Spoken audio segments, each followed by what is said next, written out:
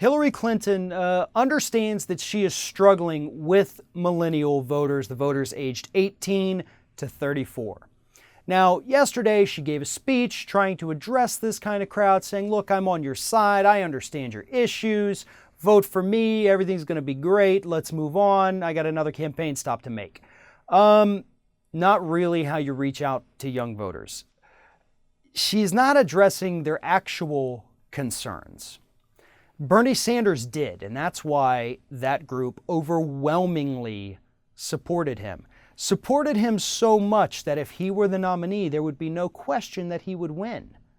But now, analysts are saying that this millennial generation, these millennial voters, the largest voting bloc of 2016, by the way, aged 18 to 34, their lack of enthusiasm over Hillary Clinton, analysts are saying that this could cost her the election, that one age group.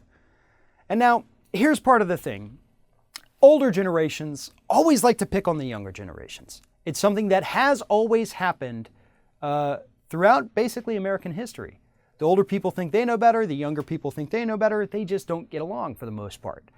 And so if you go online, you do see a lot of this baby boomer generation, the 35 to 60 age group as well, talking about, oh, well, these kids, they're going to cost us the election. They don't understand. They just want free stuff, blah, blah, blah. They're just attacking them. No, listen to me. This age group, of which I am a part, knows a hell of a lot about this. They grew up during the George W. Bush years when things got screwy. They saw their parents lose their homes because of the banking scandals and crisis. I'm one of those people who watched that happen to their parents. And it was because of shady actions, illegal actions by the banks. We understand perfectly what's happening. And we understand what's at stake.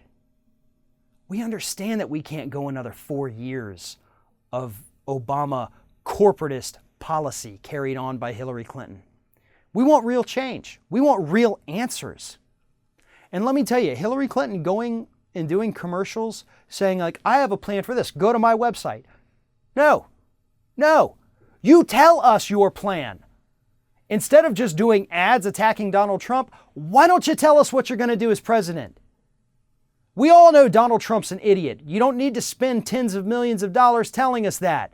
We want to know what you stand for, because we don't. We can only look at evidence. And that evidence suggests that you don't care about the issues that face millennials. Yeah, you talk a big game on climate change. Well, hell, so did President Obama. You've also said that we got to have an all-of-the-above approach to energy, and that's not acceptable anymore. You've said, student loan debt, it's a crisis. We have to do something about it. What? What do we have to do about it? Give us an answer. Come up with a policy, a proposal, something. How about you take away the subsidies, the $4 to $7 billion a year that we're giving to the fossil fuel industry, and put that towards student loan debt relief and free college for every kid in the country? How about you do that? How about you propose that? How about you say that? But you won't. You're going to keep giving these vague answers and saying, if you want policies, go to my website. We can do that. I hope people do. But I guarantee you, once they get there, they're really not going to find much. Because this election is not about substance, and that's what's pissing millennials off. And yeah, Hillary Clinton is still winning among millennials. Obviously.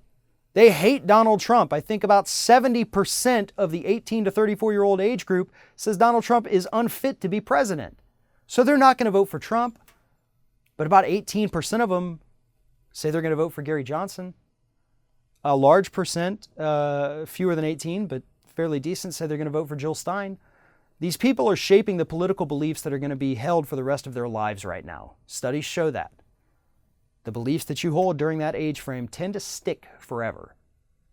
And so the Democratic Party, Hillary Clinton, is pushing them away by paying them lip service and not actually doing anything or saying anything or acting sympathetic to their situation, a situation that was created through no fault of their own, but through bad policy. You know, I entered college in the year 2001. You know what the interest rate on my student loans were? 1.5%. 1.5. Any student going to college today or who has graduated in the last 10 years would kill for a 1.5% interest rate. But instead, the government who issued these loans, who worked these loans through FAFSA, has decided, no, we can bump it up to 6, 7, 8%, maybe even higher. They allowed that to happen. The rising cost of tuition at public universities, they allowed to happen. Lack of public option health care for kids to buy into, they let that happen. That's why Hillary Clinton is struggling with this age group, because she doesn't understand that the corporatist policies of Obama, of George W. Bush, and of the members of Congress is screwing over this generation more than anyone else. It's not fair. They understand that. And their votes are going to show their anger. Hillary's going to win that age group, obviously, but only because she is up against the easiest to beat Republican we have ever seen. And she could still lose this election if these people decide, you know what, I'm not going to vote. And that is very probable. It is most likely going to happen. And that, again, very scary proposition to have Donald Trump in there, because we know he's not going to address those issues. He's not even going to tackle climate change, which is going to affect that generation more than any other, except for possibly the one behind it. The point is, Hillary Clinton, she can talk all she wants about these issues. But until she comes out with very clear policy proposals and says, this is what I will do, not what I want to do, what I will do, until she does that, they're never going to take her seriously. And that's going to kill her in this election.